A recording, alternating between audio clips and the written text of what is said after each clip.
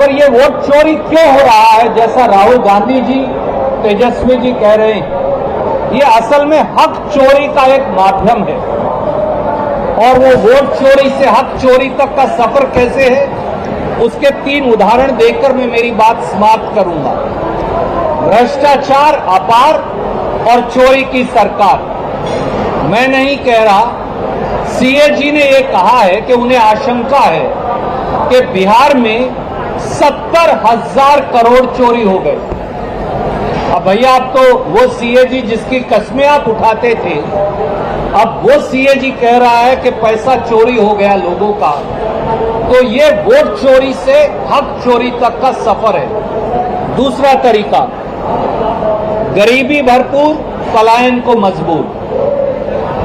बिहार में caste wise socio economic survey हमने किया, उसने ये बताया कि बिहार आकंठ गरीबी में डूबा हुआ है। एक अमीर प्रतिभाओं का प्रांत अब सबसे गरीब प्रांत है।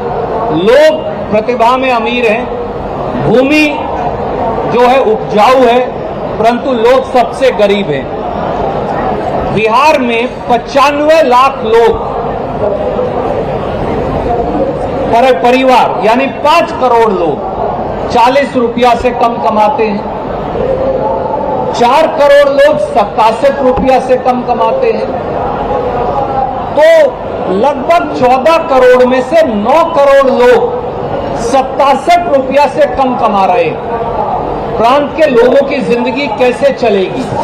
इसीलिए वोट चोरी से लेकर अधिकार या हक चोरी। और तीसरा है प्रांत बेरोजगार, क्योंकि चोरी की सरकार।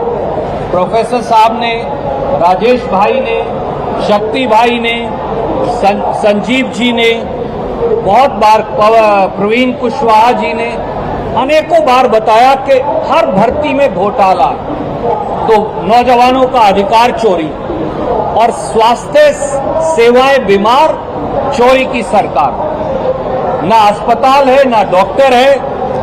और मुझे तो बहुत अचंभा हुआ ये आंकड़े आपके देखकर प्रोफेसर साहब कि विशेषज्ञ डॉक्टर 86% गायब हैं, यानी 14% ही हैं। बच्चों के डॉक्टरों की 72% पोस्ट खाली हैं। महिलाओं की 59% पोस्ट खाली हैं। जनरल सर्जरी की 66% पोस्ट खाली है और ईएनटी के 53% खाली है। और गुंडा राज के बारे में मुझे कहने की आवश्यकता नहीं, क्योंकि एनडीए का जो गुंडा राज है, अब तो ये हो रहा है बार बार कि कभी एसपी के सामने मर्डर और कभी आईजी के सामने घटनाएं। इसलिए वोट अधिकार यात्रा केवल वोट की सुरक्षा की नहीं, हक और अधिकारों की सुरक्षा की यात्रा भी है। और इसीलिए ये संकल्प है, जो ये भीड़ उमड़ रही है, जिसकी चर्चा झा साहब कर रहे थे, ये भीड़ इस बात का सबूत है कि कांग्रेस, आरजेडी और हमारे बाकी के सारे अलाइज जो पार्टी है महागठबंधन की, उनसे ऊपर उठकर बदलाव का एक नया संकल्प लोगों ने ले लिया है।